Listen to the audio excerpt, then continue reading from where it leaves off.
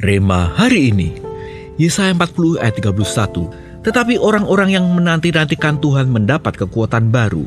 Mereka seumpama Raja Wali yang naik terbang dengan kekuatan sayapnya. Mereka berlari dan tidak menjadi lesu. Mereka berjalan dan tidak menjadi lelah.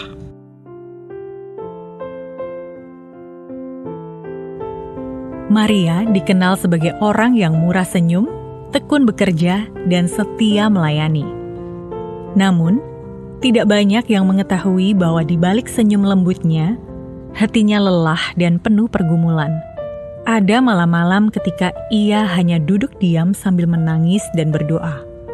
Tuhan, aku tidak tahu apakah aku masih sanggup melewati semua ini. Maria berharap Tuhan akan segera menghilangkan semua masalah yang dihadapinya.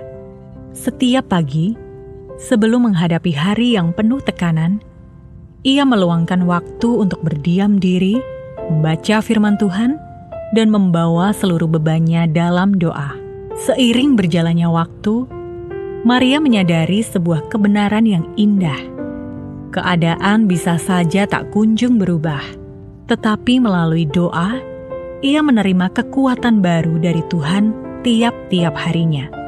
Ya, saat kita berserah kepada Tuhan dalam doa, Tuhan tidak selalu langsung menenangkan badai dalam hidup kita.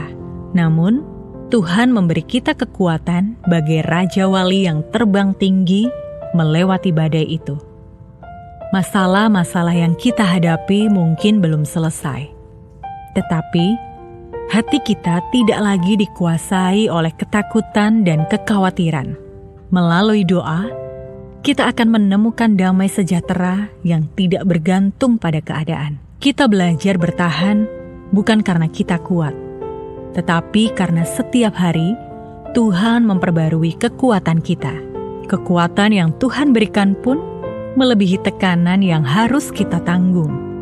Hari ini, marilah kita ubah cara pandang kita tentang doa.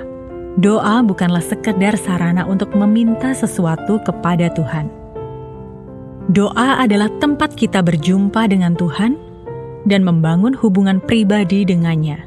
Doa mungkin tidak selalu mengubah situasi dalam sekejap, tetapi doa selalu mengubah hati kita. Saat kita kuat dalam doa dan menemukan keindahan doa, kita pun akan menerima kekuatan serta hikmat yang kita perlukan untuk menjalani kehidupan.